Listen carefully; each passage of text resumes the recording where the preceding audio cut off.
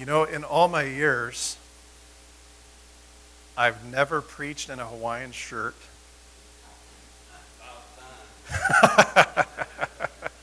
But today did feel like the perfect day to do so because I am going to preach on rest.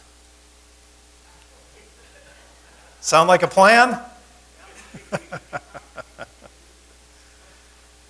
Teresa and I feel so grateful for this opportunity that we have ahead of us.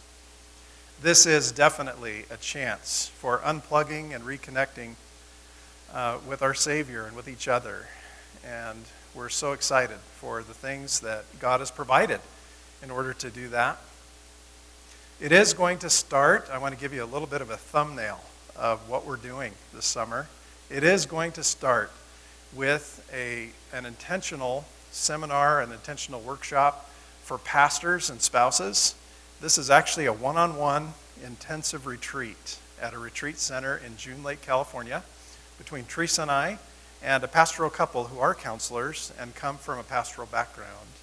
And I'm a little bit intimidated by this beginning. I've seen the inventory that I need to fill out, and it's very personal kind of information. The goals really are to talk about the stresses of ministry with regard to marriage and emotional stresses and so forth. And am I healthy in handling those things? Where am I unhealthy in handling those things? I appreciate your prayer for that kind of look, for that kind of intense work. As well, this seminar and this retreat will focus on burnout issues. It'll focus on ministry life cycles. They have the idea that Teresa and I are not the same people today that we were when we arrived at Meridian Friends when we were 25. Can you believe that? That's what they think. We're going to have to go to June Lake, California and show them. We're still 25. Just ask us. And life is different now. So many different things have happened in our lives. Wonderful things, including as well as difficult things and losses. Empty nesters, just all kinds of different life transitions that we're walking through and that have a lot to do with our ability and readiness to minister. So that's how we start this whole thing. There will be a lot of travel involved for Teresa and I this summer. We appreciate your prayers today for that. Thank you for that. We're gone in total 119 days. Put these back on. 119 days. In those 119 days, we're actually on the road and away from home 75 of those days. The big trip, of course, is a planned time to go to the Holy Lands. And this really is a lifelong dream for me. In 1991, Teresa and I were actually scheduled to go to the Holy Lands. George Fox College has a program called Juniors Abroad, and if you're there 3 or more consecutive years, they will pay for all of the airfare and so forth to go. And so as a biblical studies major, I was absolutely signed up and ready to go, and then the Gulf War broke out. And so they decided that a busload of college kids running around in Jerusalem would be too much of a target. And so that was canceled. People ask me now, don't you think it's dangerous doing that? And I want to say it never will be safe. It never will be safe. But we are absolutely trusting in God's protection through that and just really excited. I got to design this experience and choose tours that I wanted to do. And so I designed a tour that is going to go from the Old Testament all the way through to the New Testament. And I'll have a very comprehensive experience going through the entire thing with a touring company. We are actually landing in Cairo, Egypt. Our hotel overlooks the Giza Pyramid with the Sphinx. I mean, I just can't, I can hardly not talk about it and not shake. So excited.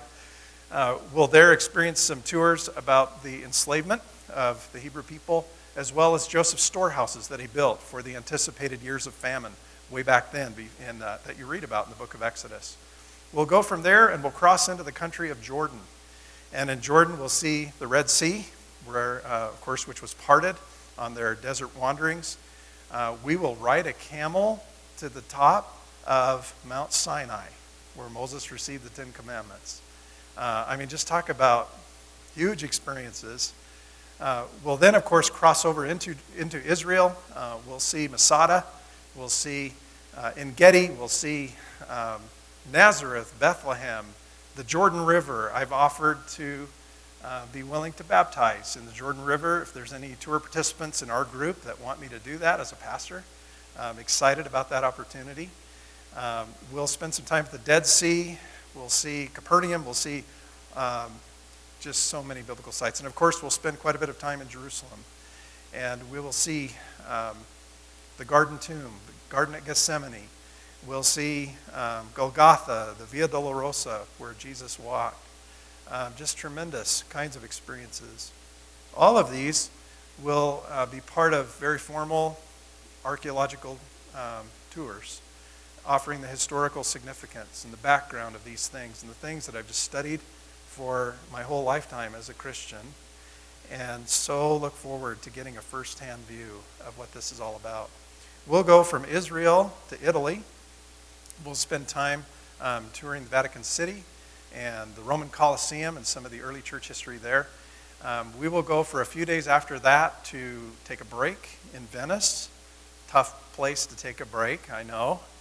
We'll go from Italy to Turkey, and we'll spend some time on the New Testament leg of things, touring the 7 churches of Revelation, including Colossae, a whole day at Colossae, incredible ruins at that city. We'll retrace the steps of Paul on his missionary journeys. We'll have a 4-day Aegean cruise where we end up on the island of Patmos, where there's a museum to the Apostle Paul and the cave where he was said to have received his revelation. And then we'll end up, if that's not enough, in Greece and spend time in Athens, where Paul preached Mars Hill and all those amazing things that I'm so curious and so hungry to see. This is a time of professional retooling. It's a time of intentional focus, of learning more about the Bible and so forth. But I also believe this is going to be a time of spiritual reconnection and of allowing God to speak to us. You know, one of the hardest things for me is simply to be open to what I don't already know. I like to control the agenda. I want to know, Lord, what are you going to do with this sabbatical? I want to plan it all out. I want to know what I'm going to get out of this. And my prayer request is that God would keep my heart open to whatever he chooses to do. We had a sabbatical experience 8 years ago. And you know, that was a 12-week wonderful, wonderful gift. And I realized through that experience that I was completely and ready for burnout. I really believe that that period of time, 8 years ago, absolutely saved my ministry. I came back an entirely different person, and I didn't know that until I got back. But honestly, it wasn't until week 11 of 12 that I really felt like I rested. Isn't that crazy? I had all these projects I was working on, all these things that I was doing, and it was a tremendous experience once that happened. But I'm really asking the Lord to help me to rest. How about you? I pray for Meridian friends that this is a time of renewal. I pray that this is a time, a growing season. I pray that this is a time that we come back different, and that we come back to a different church. That you too have spent time at the feet of Jesus. That you too have heard what the Lord wants to tell you in this season, this summer. I know that he'll be present to both of us if we'll simply be present to him. And it is in that spirit that I want to invite you to turn to Luke 10. And I do want to preach today on rest and learning to simply wait at the feet of Jesus, to hear whatever it is that Jesus wants to say, not always what we bring to the table. I want to invite you to enter this biblical scene. That's something I'm looking most forward to this summer, is entering physical places and being on site to get a different perspective. As much as we can in this sanctuary, I want us to enter the home of Mary and Martha. It's in a little town called Bethany. Jesus and his disciples are traveling, and they're actually on their way to Jerusalem. We know why. Jesus will be crucified in Jerusalem very shortly after these events. They don't fully understand that. But what they do know is that Jesus and his disciples are weary, they've been traveling, and they need a place to be for a meal and for a stopover. Now, we read elsewhere in the scripture that Jesus said things like, the birds of the air have nests and the foxes have their dens, but the Son of Man has no place to lay his head. I want you to think about this scene as such an important haven for Jesus and his disciples.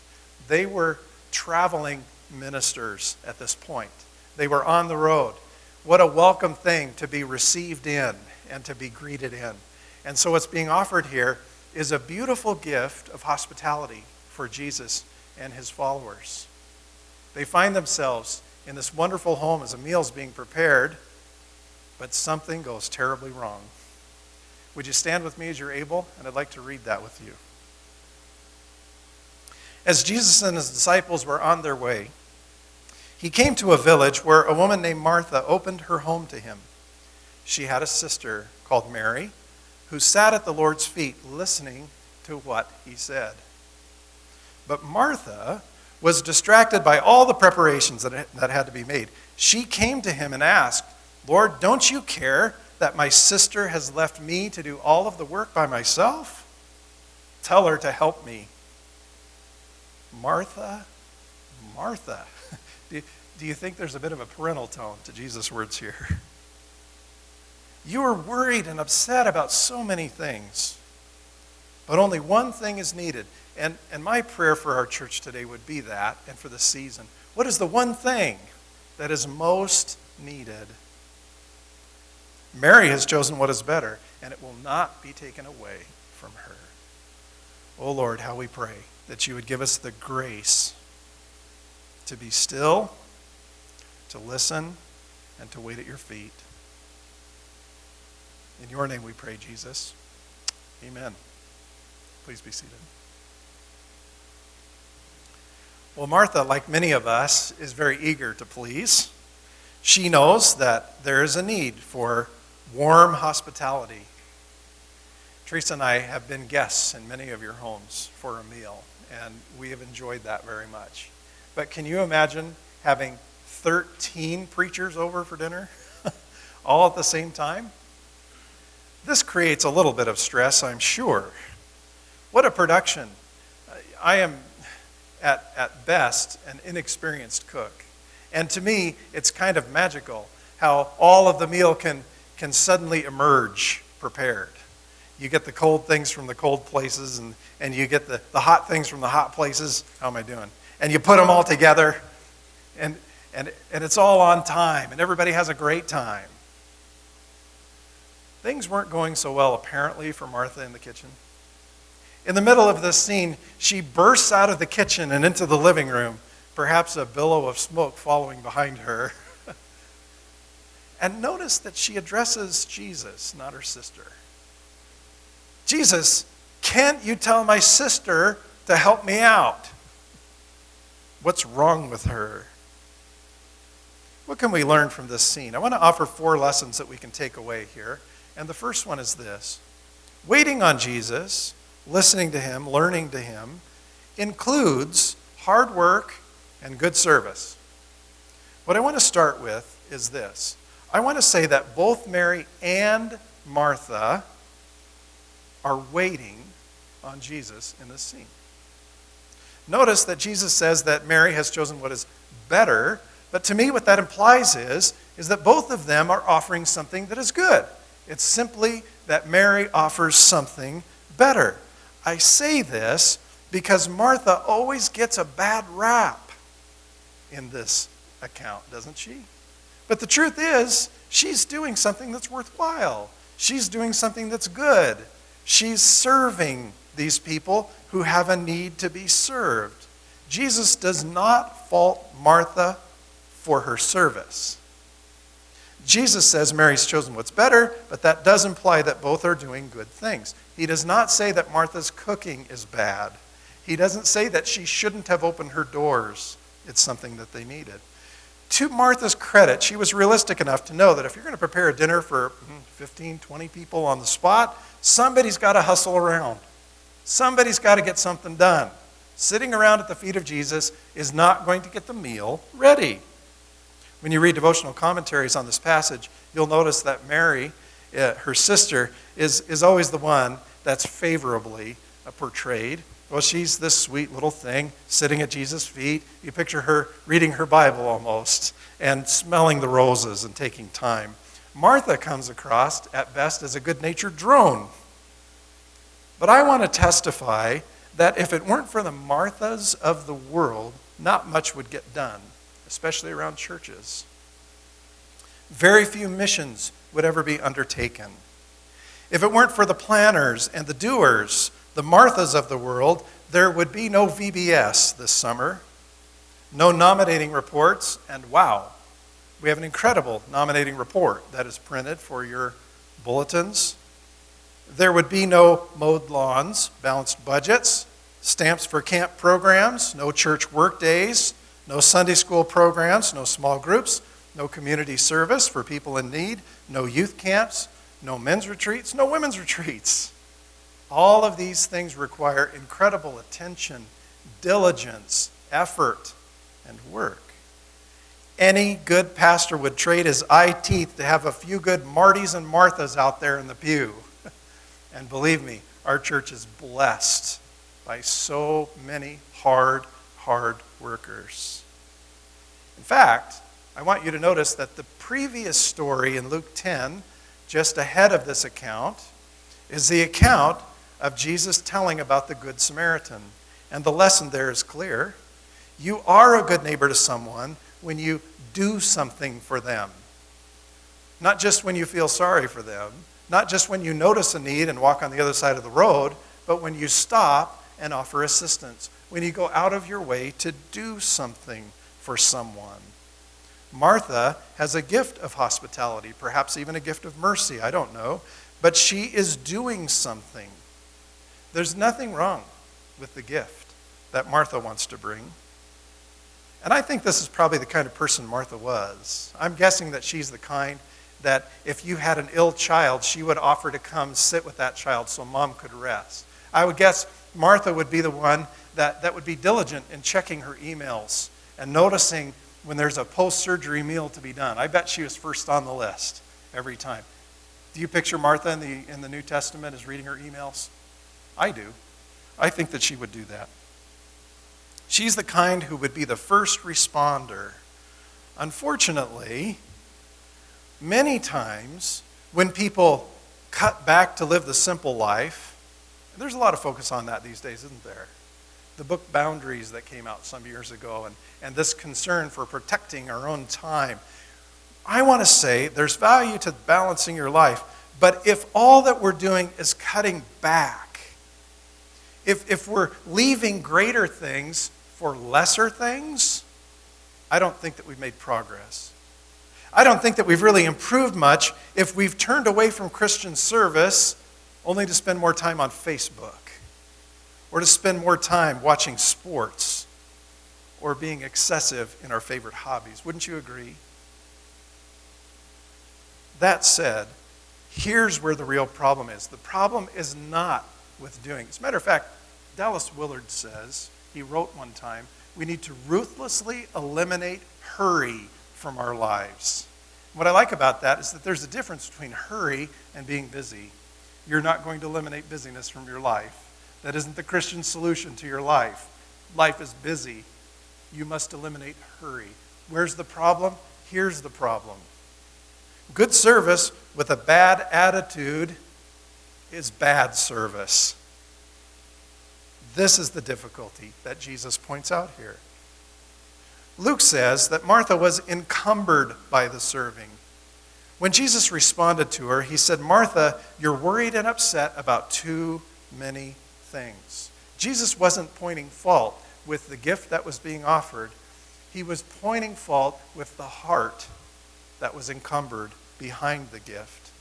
I think of Martha as an A-type personality, maybe a bit obsessive, compulsive. Life verse of an obsessive compulsive. If a thing's worth doing, it's worth doing well. I know that's not a verse in the Bible, but that's a mantra for obsessive compulsive. Unfortunately, I think that motto has hurt just as many people as it has actually helped, don't you think? Martha is going to show hospitality no matter what it costs. I picture Martha as the kind who would not only serve a 7-course meal, but she would serve it in a sterile environment, like a surgical room kind of cleanliness. I picture her going from top to bottom of this house, making sure that you could do an operation in her living room. So that, let's dust the door jambs before the company comes, just in case someone takes a white glove inspection on it. Are you that way? If it's a thing worth doing, it's a thing worth doing well. Jesus responds to Martha and says, Martha, look, you're worried and upset about many things. Can we wonder there if he wasn't saying, Martha, if you're that upset about everything that you're trying to do for me, why don't you just do it more simply? Maybe one dish would work. Some of us need to hear that if something is worth doing, it's worth doing simply. Because it's worth doing. Isn't that true? If we're driven to superhuman feats and our spirit is damaged, we need to know that a tuna fish sandwich might be okay. That might even be preferable to a 7-course meal and a shouting match with your sister. You meet your neighbor on Jericho Road, it's certainly worth stopping to lend a hand, but that doesn't mean that you have to suddenly start the Jericho Road Society, form a board, be the clerk of the board, and then somehow make sure that the whole community is taken care of. Sometimes helping one neighbor at a time is all that you can handle, and it is worth doing. And it's worth doing simply. I recognize that there are other factors involved in this. There are certainly cultural factors, aren't there? It's as if Martha was addressing Jesus, saying, Jesus, she's a woman, and she's sitting here with all of these men. Don't you know that that's wrong? And I so appreciate and accept Jesus' response that he also doesn't say that that's the issue. Everyone is welcome at the foot of the cross, wouldn't you agree? Well, lesson number 3. Waiting on Jesus, listening for him, means turning focus away from self-concern. I invite you to do a little inventory personally on this one. What stands out to me as Martha comes fuming and fussing into the living room with a billow of smoke following with her furrowed brow is that she ends up dishonoring the very person that she was actually trying to honor with all of this hard work. Do you notice that? It would have been one thing for her to quietly sneak into the room and say, Mary, it's inappropriate for you to be out here. By the way, I need a hand. Can you help me? She doesn't do that. Instead, she makes a huge scene. Jesus, why don't you tell my sister to help me? Do you ever do that to the Lord? Do you ever command him? She's really making this Jesus fault. And what's a real tragedy about that is Jesus is the one that she wants to honor. Now, I look at this from the perspective also of how this fits in the whole Gospel of Luke. And Jesus is literally on his way to be crucified. If Martha had only known how precious those moments were with Jesus. You can imagine that looking back on this incident, she would have so wished that she too would have simply honored Jesus with a good spirit and with a warm attitude. In so many ways, she's dishonored the very one she's trying to honor. I know that she also dishonors her sister. I mean, I picture Mary as this sweet spirit, listening and sitting there. If she is the tender spirit, I imagine she was. This had to be crushing.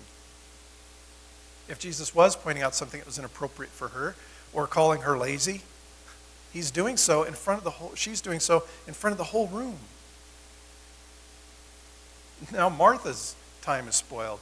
And don't we also think that this really spoiled the soup for the disciples as well? Have you ever been to someone's home and you could tell that the couple were at each other's throats? Maybe the doorbell rings and they paste a smile on, but it doesn't take long to figure out that something's going on. Or maybe they're willing to continue the fight in front of you. And you're thinking to yourself, I'd prefer just one course. We don't need 7 tonight. We're ready to go. What should have been a welcome oasis for the disciples from an intensely busy time of ministry, of being tired, of needing a break. What should have been a gift to them is now soured. And it's soured by a selfishness.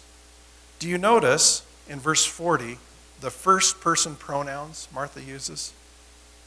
Don't you care that my sister has left me to do all the work by myself? If you want to do some diagnosis on burnout for yourself, I think one of the ways to try to do that is to ask, how aware are you of other people first rather than yourself? When we're overdoing it and we're serving to a place of compassion fatigue, we get to a spot where we need everybody else to know what we're doing. She comes in there and announces her gift to everybody just to make sure they know it. Look at everything that I'm doing. Have you ever caught yourself doing that? You just kind of slide it in there. I want you to know that I did this for Jesus. I want you to know that we took care of this for Jesus. And we find a way to put it out there for everybody to notice. That's very unhealthy. Don't you care, Jesus, that I'm doing all the work? And I got to be honest, you can tell. I identify more with Martha in this story than Mary. I really do. I've been there many times. And I tell people, you know what? There's nothing more useless in the world than a cranky pastor. Nothing more useless. But we all get there in our humanness, don't we? Where our heart is just crying for this affirmation from other people, rather than to simply do something because it's a good thing to do and I want to do it, and it blesses the person who receives it. Jesus, don't you care? Don't you see it? Have you ever been there in your ministries? You work so hard to cover all the gaps. Maybe it's a children's program or nursery, and you drive into church with this angst about it. Does anybody know how hard this is? But all the while, you drove past a beautiful campus. It was just wonderfully groomed this past weekend. But you don't see that. You just see what your corner is. Have you ever been there? Pressure causes us all to be focused on this one narrow thing, me. And it also limits us from being able to appreciate other people's pain. You know, as you walk into this sanctuary week after week after week, every person you are with is struggling with at least something. Every person here has a burden. And it's so easy to only think about our pain and to only recognize that we're the ones in pain. Oh, and Martha just lets it fly. She was a volcano ready to blow. And there it is. And what I see in these pages are some helpful diagnostic. Has life become all about me? Because that's a terrible place to live. Jesus is pointing to the heart. Even if there was anything true about what Martha said, Jesus cares more about the heart. Martha, do you see what's going on here? Fourth lesson then. Waiting means allowing Christ to serve you before you can serve others.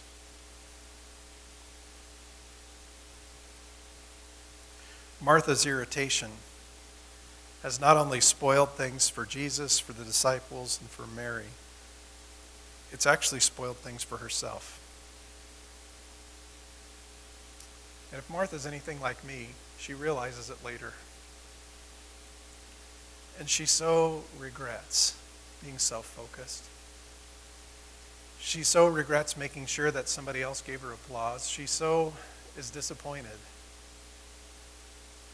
in realizing that she had something good to do, but she spoiled it.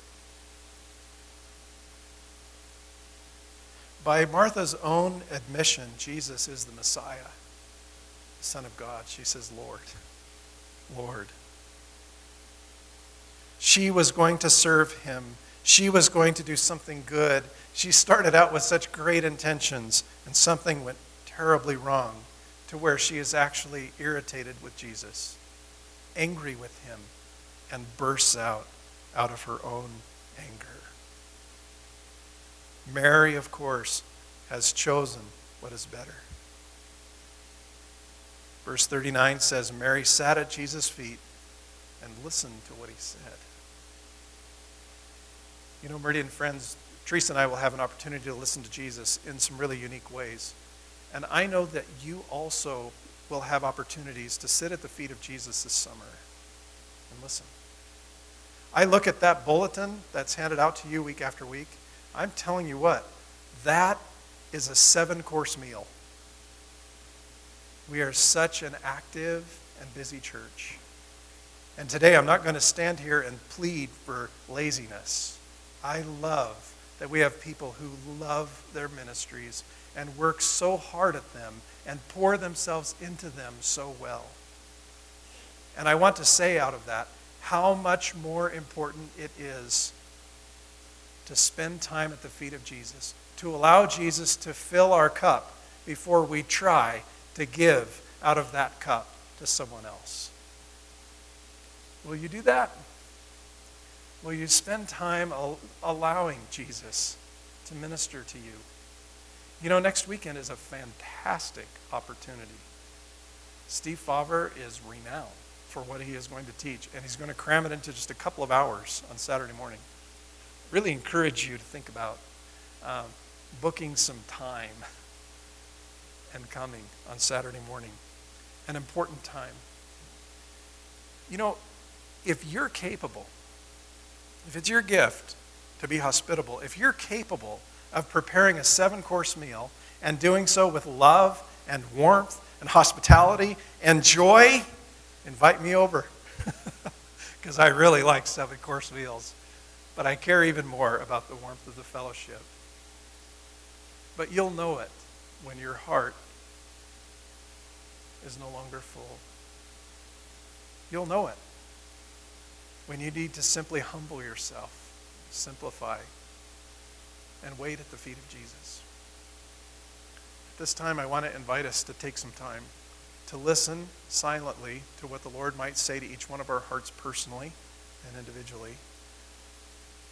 We trust that Christ is present here, and he knows our needs better than anyone else. He longs to speak to our hearts. So would you join me in just a few moments of being quiet before the Lord?